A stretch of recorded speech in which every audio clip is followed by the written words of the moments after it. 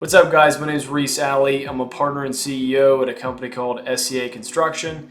We're a stormwater management company doing a little over $4 million a year, and I wanted to make this video because I just had lunch with a gentleman that I've taken a lot of advice from over the past handful of years. We've known each other for about probably 4 or 5 years now. He just did 27 million last year. They should do probably around 32, 34 million this year. I value this relationship so much. I cherish it and I look forward to it all the time. We only meet up probably once a year, maybe twice a year, depending on what's happening. I know a lot of people don't have access to guys like this. I know what difference being able to ask these questions and saying my finances and saying our situations and hearing his advice and looking back in his recollection of memories and experiences about what he did, it's helped me tremendously. Just to talk about a little bit about what we talked about in today's meeting, we just caught up for a little while. He had really big plans last year to expand his company into different states. So right now they have 9 different offices. He's got a little less than 200 employees, 120 trucks. The dude took $6 million out of his business last year. Of the 27 million, like, he extracted, as in took a check for $6 million in cash. Obviously not physical, but it came out of the account. And so you want to talk about a very healthy business. He's got it. It is a mostly cash business, and so almost everything is paid off, which is incredibly impressive. Talking about how he wanted to expand last year, he talked about some of the growing pains. They're stretching out across the country right now. He talked about how it's just personnel issues. And so there are people that kind of hitched his wagon to and hoping to go really well, and they get out into a different state, get things started. Didn't exactly go how they thought. And so kind of backtracking there a little bit, letting some people go and trying to find some new ones to replace those management level positions. That was one thing we talked about, basically saying we need to have enough capital to be able to facilitate that growth, but not get too far out on a limb to where it's going to be too hard to reel it back in if things get rocky. I thought that was cool to hear from his perspective because obviously I have one office and we don't have those problems yet. It's pretty cool to talk about. I was telling him about the story about how I got a machine stuck last weekend. I'll probably make a video about it, but I got a 60,000 pound long reach excavator stuck this past weekend. It took $10,000 of record bills to get the thing out. It was a nightmare on fire, and he was talking to me about some of the stories that he has had in the past about getting those machines stuck as well, where even if he was doing 12 million a year at that point, he was still the one that got the call. The employee went home and he had to get in the machine and just yanking on it, waiting for the wrecker, rigging up chains and cable. He was talking about a time to where one of the cables snapped, wrapped all the way around the cab, and then later shared a story about how there was actually an individual, it wasn't on his job site, but cable snapped and got decapitated.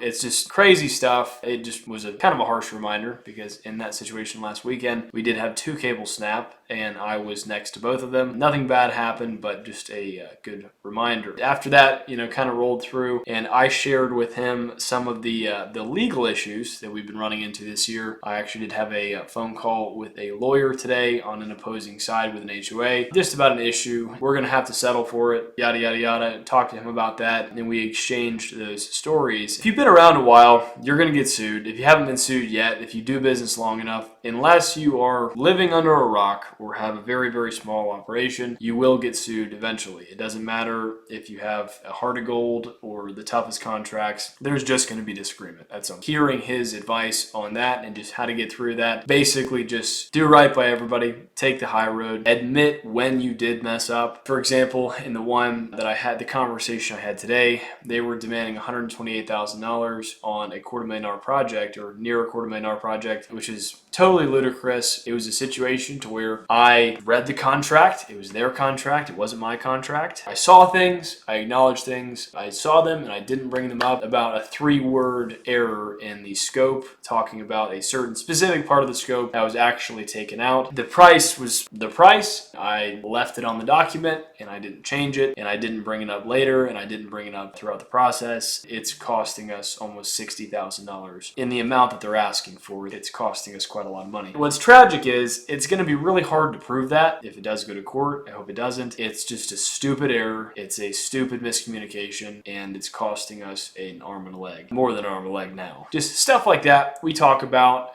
Talk about what kind of finance he's doing. He's having to write a $650,000 insurance check next week. That's just a section of their insurance. He's writing a $650,000 check, which I think is just super cool. The guy's got 120 trucks and has 9 offices. I think they're in 7 or 8 states, but salt of the earth kind of guy. To be honest, and one other thing I do really want to mention, I know there's going to be some people that ask, like, oh my gosh, how do you get these connections? How do you meet these people? You know, where do they even come from? Most of the people I have in my tool belt that I ask for questions and things like that are thin threads. They are a relationship of a relationship of a relationship that talked about me and shared their contact information. This is actually my mother, believe it or not, was in a yoga class with his wife. They were all just talking about their kids and what I did, and I did stormwater or whatever, and then she talked about Clay, and then my mom, they did the whole mom thing, and that's how I got this one. The difference maker was, over time, I kept following up with the guy, kept following up with him, kept following up, and then we got a meeting. That was 5 years ago at this point now. I've tried to meet with him at least once a year, and it was about 3 years ago now. I'm about to do it for the 3rd time. I'm not a designer. I can't even draw a stick figure very well. He does these themes every year for his company where he'll pick one word to think about throughout the year. For example, it was Be the Peace. That was 2 years ago. And then last year was Build the Connection. He has this design that he puts on shirts, and he presents it at the yearly Christmas party every year. It sets the tone for the new year. I offered him to do this completely for free. And this is something that normally people would charge hundreds of dollars, if not thousands, for the amount of time it takes to go back and forth and be super specific on the design process, just to make sure it's capturing what he needs. I offered to do it for free. Basically, I just spent a bunch of money on Freelancer and a lot of my own time, basically to host these contests, communicate, have him communicate through me, and then I communicate through the designers, and getting this taken care of. That's just something I've done for him every year. I do it for free every year. I don't ever ask to get paid, and try and build some brownie points on my side of the bridge, just in case I ever need to ask him for a favor, or